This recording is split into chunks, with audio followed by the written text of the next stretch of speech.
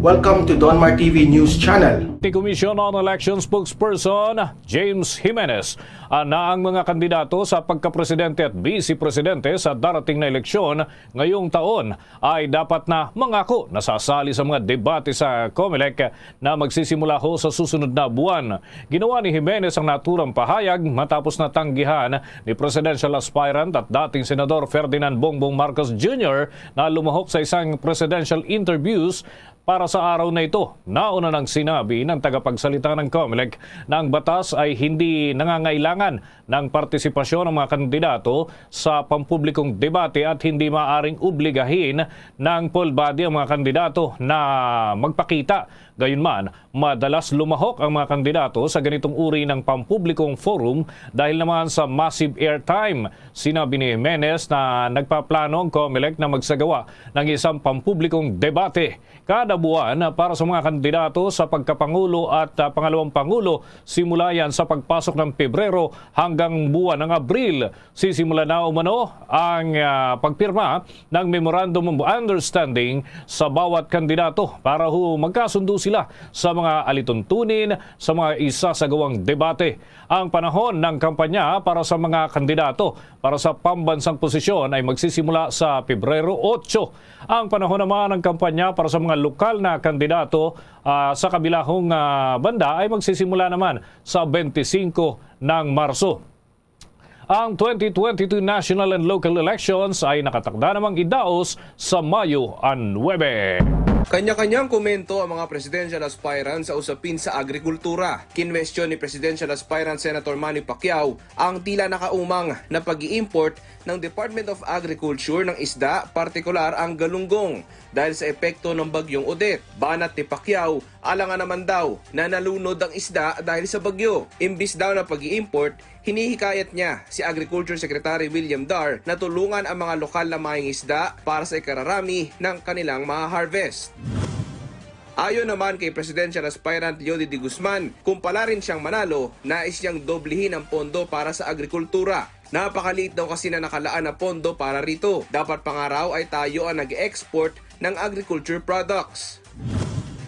Ang tandem naman ni Presidential Aspirant Bongbong Marcos Jr. at Davao City Mayor Sara Duterte Carpio, kung papalarin, nais magkaroon ng mas maraming trading post o ang tinatawag na bagsakan. Dapat daw mahikayat ang mga consumers na bumili ng lokal na produkto. Di lang daw swak sa budget, kundi makatutulong pa raw ito sa paglaban sa polusyon, dala ng mas kakaunting biyahe para ma-deliver ang mga supplies. Isinusulong naman ni Presidential Aspirant at Vice President Leni Robredo ang pagkakapantay-pantay ng lahat sa trabaho. Sa isang online forum, sinabi ni Robredo ang kahalagahan ng pagbibigay ng oportunidad sa sinumang miyembro ng komunidad, kabilang na ang kababaihan, persons with disabilities at iba pang marginalized sector. Sinabi ni Robredo na dapat magsagawa ang pamahalaan ng mga programang nakatutok sa mga sektor na ito at kanilang mga pangailangan at siguraduhin ang diskriminasyon ay matutugunan. Umaasa naman si Presidential Aspirant Panfilo Lacson na maitataas ng lahat ng mga kandidato ang diskusyon bago ang Hatol ng Bayan 2022. Hindi kasi anya ito gali na magbato ng putik sa mga kalaban at nananatili itong nakafocus ng kanyang running mate na si Senate President Vicente Soto III sa mga issue at solusyon para sa bansang Pilipinas. Ayon kay Lacson, kailangan bumalik ang pag-iisip ng mga Pilipino na may pag-asa pa ang bansa sa kabila ng mga naniniwalang pare-pareho ang tumatakbong tiwali na kandidato. Ibinida naman ni Presidential Aspirant Manila Mayor Isko Moreno sa isang ad ang kanyang mga nagawa para sa Maynila sa kanyang Facebook page. At ang mga nagawa raw para sa mga taga Maynila ay kaya ring gawin para sa lahat ng Pilipino. Meron namang isang pahayag dito at tanong, Mang Juan. Okay. Ano daw ang masasabi nyo sa naging statement din nitong si Vice Presidential din, itong si Lito Atienza. Sabi niya na kung mananalo daw si BBM as President and siya as VP, kung siya, ibig sabihin itong si Lito Atienza, baka daw pong mangyayari, magbabantay na lang siya sa Presidente at malulugi yung bansa. Tama daw po kasi si BBM nung bata pa as per tatay daw niya. And there are great big chances daw po na he would not serve him if mananalo si Congressman Lito Atienza sa pagka-Vice President. Ayaw niya kung halimbawa manalo siya, manalo din si BBM, ayaw niyang pagsilbihan. Grabe naman yun. Ang tanong is kung mananalo pa. Grabe naman. Who is Lito Atienza to do Grabe that? naman si Lito. He can do anything he wants. Grabe naman si Lito maghusga ng tao. Masyado naman presumido itong mga tao na Oo, ito. presumido nga. Alam mo, Kilala ko yung mga yan eh. isipin My mo, God. who is he to say Presumptuous. na tamad ang isang tao? That's an accusation. Na bakit siya ba'y masipag?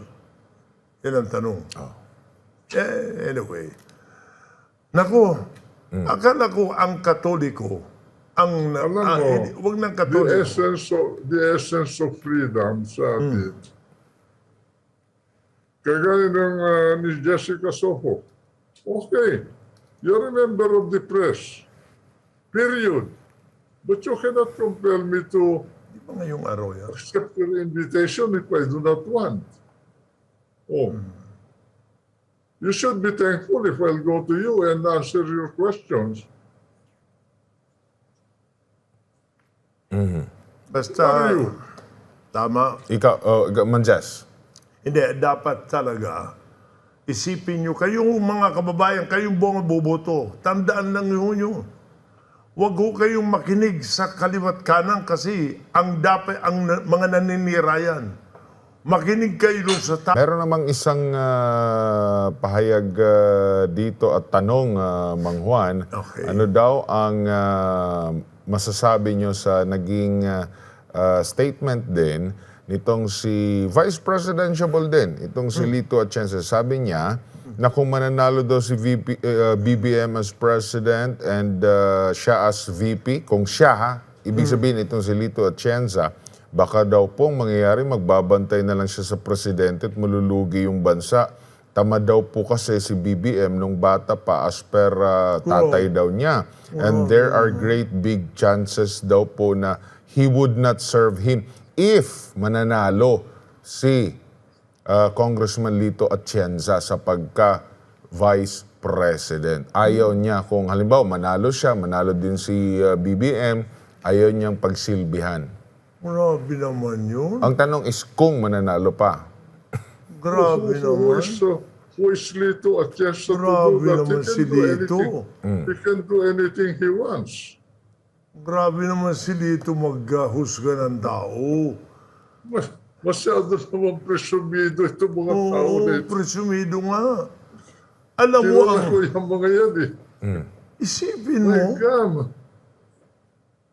who is he to say Presumptuous. na tamad ang isang tao? That's an accusation. Na bakit siya ba'y masipag? Yan ang tanong. Anyway. Naku, akala ko ang Katoliko, Alam mo, wag ng the Katoliko. essence of freedom sa atin. Kagaya ng ni Jessica Soho. Okay, you're a member of the press. Period. But you cannot compel me to Di ba ngayong araw yan? accept your invitation if I do not want. Oh. You should be thankful if I'll go to you and answer your questions. Basta, What are you? tama. Ikaw, Manjes. Hindi, dapat talaga isipin nyo, kayong mga kababayan, kayong buong boboto, tandaan lang nyo. Huwag ho kayong makinig sa kaliwat kanan kasi